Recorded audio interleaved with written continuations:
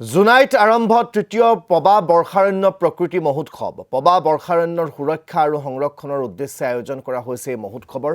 জুনাইৰ চিয়াং লালিবেৰা ঘাটত আয়োজিত এই মহোৎসৱত সমবেত বিভিন্ন স্থানৰ বহু লোক। পবা বন্যপ্ৰাণী অভয়াৰণ্যৰ সংৰক্ষণ আৰু চিয়াং লালি নদীৰ খহনীয়া ৰোধৰ প্ৰতি ৰাইজক সজাগ কৰাৰ লক্ষ্য মহোৎসৱ সমিতি আৰু আয়োজকৰ। মহোৎসৱৰ লগত সংগতি ৰাখি প্ৰকৃতি সংৰক্ষণ, বন সংস্কৃতি তথা প্ৰকৃতি সম্পৰ্কীয় আলোকচিত্ৰ প্ৰদৰ্শন, গ্ৰাম্য ক্ৰীড়া প্ৰতিযোগিতাৰ আয়োজন কৰা হৈছে।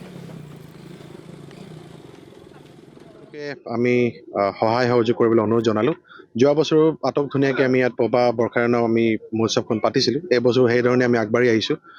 যোৱা বছৰৰ দৰে এইবছৰো বহুত কেইজন মানুহে আমাক সহায় কৰিছে এই ক্ষেত্ৰত যে আমি পবাখনক প্ৰিজাৰ্ভেশ্যন আৰু কনজাৰ্ভেশ্যনৰ ক্ষেত্ৰত আপোনালোক নিচেই আগে পিছে দেখি আহিছে কি ধৰণে পবাখনত ধৰণে মানুহে ধ্বংস কৰি গৈ আছে, গছ গছনি কাটি আছে, থকা যিকেইটা জীৱ জন্তুবিলাক মাৰি গৈ আছে। ইয়াৰ এটাই কাৰণ হৈছে মানুহবিলাকৰ কনচিয়াছনেছ নাইকিয়া হৈ গৈছে ফৰেষ্টখনক লৈ। তাৰে বিষয়ে আমি যাতে দুজনমান মানুহকো যদি আমি প্ৰত্যেক বছৰে দুজন কৰি আমি যদি সজাগ কৰি লৈ যাব পাৰোঁ, অহা 10 বছৰত আমি পবাখনৰ বিষয়ে আমি ধুনীয়াকৈ বচাই ল'ব পাৰিম। তাৰে মেইন উদ্দেশ্য হৈছে আমাৰ এই পবা প্ৰাকৃতিক মহোৎসৱখন আমাৰ পতাৰ বাবে। নম্বৰ 1 সেইটো হ'ল। ছেকেণ্ড হ'ল আমাৰ ঐৰাম ঘাটৰ পৰা লৈ মেলি যোনটো আমাৰ কবু চাপৰি, বেৰা চাপৰি অঞ্চলখন, আমাৰ দাঁতি কাষৰে যোনটো যিমানকেইটা অঞ্চল আছে, it is completely done with the Pobha rain forest. Pobha rain ফৰেষ্টখনৰ লাগি আছে ওচৰ চুবুৰীয়া যিমানকেইটা গাঁও আছে। প্ৰত্যেক বছৰে গৰাখহনীয়া হৈ অস্তিত্ববিলাক লাহে লাহে নাইকিয়া হৈ গৈ আছে। আপুনি যদি ঐৰাম ঘাটৰ পৰা চাই, আজি যোনটো ঐৰাম ঘাট সেইটো একেবাৰে 2 কিলোমিটাৰ ভিতৰত আছিলে।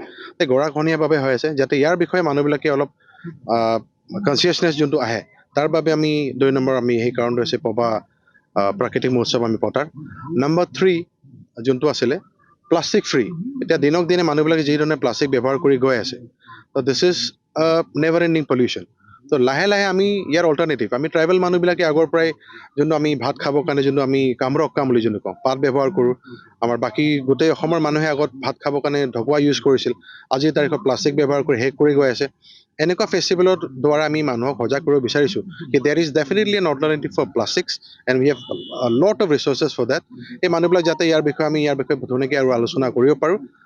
এইবিলাক হৈছে আমাৰ মেইন উদ্দেশ্য পবা প্ৰাকৃতিক মহোৎসৱ।